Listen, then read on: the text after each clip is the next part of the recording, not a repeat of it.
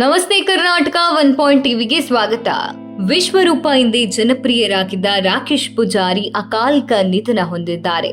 TV ಪ್ರೇಕ್ಷಕರಲ್ಲಿ ಚಿರಪರಿಚಿತರಾದ ಹಾಸ್ಯ ನಟ ರಾಕೇಶ್ ಅವರಿಗೆ ಹೃದಯಘಾತವಾಗಿದೆ ಎಂದು ಹೇಳಲಾಗಿದೆ.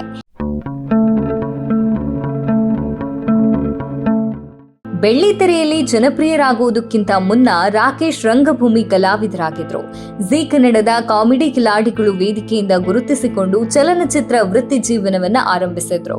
ಪೈಲ್ವಾನ್ ಮತ್ತು ಇದು ಎಂಥ ಲೋಕವಯ್ಯ ಮುಂತಾದ ಕನ್ನಡ ಚಿತ್ರಗಳಲ್ಲಿ ಹಾಗೂ ತುಳು ಚಲನಚಿತ್ರಗಳಾದ ಪಿಟ್ಕಮ್ಮಿ ಮತ್ತು ಅಮ್ಮೇರ್ ಪೊಲೀಸ್ ಸಿನಿಮಾಗಳಲ್ಲಿ ಕಾಣಿಸಿಕೊಂಡ್ರು.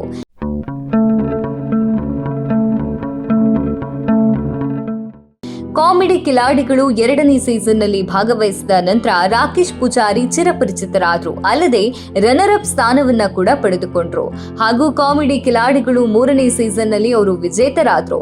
ಅಲ್ಲಿಂದ ಅವರ ವೃತ್ತಿ ಜೀವನವು ಹಾಸ್ಯ ಕಲಾವಿದನಾಗಿ ಯಶಸ್ಸಿನ ಹಾದಿ ಪಡೆಯಿತು.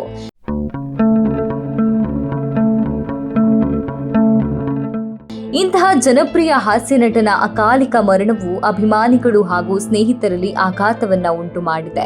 ಮೇ 12ರ ಬೆಳಗಿನ ಜಾವ 2 ಗಂಟೆ ಸುಮಾರಿಗೆ ರಾಕೇಶ್ ಅವರಿಗೆ ಹೃದಯಘಾತವಾಗಿದೆ ಎಂದು ವರದಿಗಳು ತಿಳಿಸಿವೆ. ಮೇ 11ರಂದು ಉಡುಪಿ ಜಿಲ್ಲೆಯ ಕಾರ್ಕಳ ತಾಲೂಕಿನಲ್ಲಿ ಪೂಜಾ ನಿತೇಜ್ ಮೆಹಂದಿ ಸಮಾರಂಭಕ್ಕೆ ಹೋಗಿದ್ದ ರಾಕೇಶ್ ಇದ್ದಕ್ಕಿದ್ದಂತೆ ಕುಸಿದು ಬಿದ್ರು. ಆಸ್ಪತ್ರೆಗೆ ಸೇರಿಸಿದ್ರೂ ಯಾವ ಪ್ರಯೋಜನವಾಗದೆ ನಿಧನ ಹೊಂದಿದ್ದಾರೆ.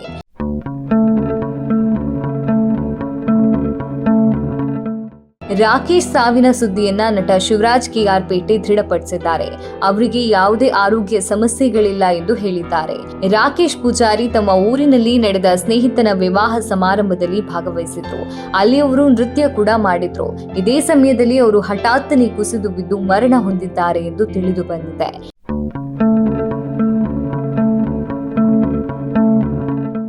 ಮೆಹಂದಿ ಸಮಾರಂಭದಲ್ಲಿ ತೆಗೆದ ರಾಕೇಶ್ ಕೊನೆಯ ಫೋಟೋ ಈಗ ವೈರಲ್ ಆಗಿದೆ.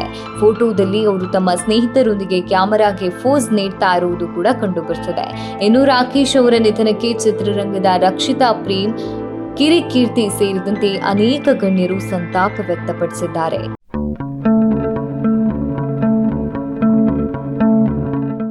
ಮೂವತ್ತೆರಡು ವರ್ಷದ ರಾಕೇಶ್ ಅವರ ಅಕಾಲಿಕ ಮರಣವು ಕುಟುಂಬಸ್ಥರು ಹಾಗೂ ಸ್ನೇಹಿತರಲ್ಲಿ ಅಪಾರ ದುಃಖವನ್ನ ಉಂಟು ಮಾಡಿದೆ.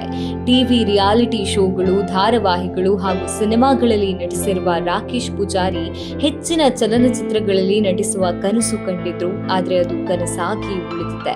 ಉತ್ತಮ ಹಾಸ್ಯ ನಟನ ಅಕಾಲಿಕ ಮರಣ ವಿಷಾದನೀಯವಾಗಿದೆ. ಇದಿಷ್ಟು ಹಾಸ್ಯ ನಟ ರಾಕೇಶ್ ಪೂಜಾರಿ ನಿಧನದ ಕುರಿತು ವರದಿ. ಮುಂದಿನ ಸಂಚಿಕೆಯಲ್ಲಿ ಹೆಚ್ಚಿನ ವಿಷಯಗಳೊಂದಿಗೆ ಬರ್ತೇವೆ. ಇದು 1 ಟಿವಿ.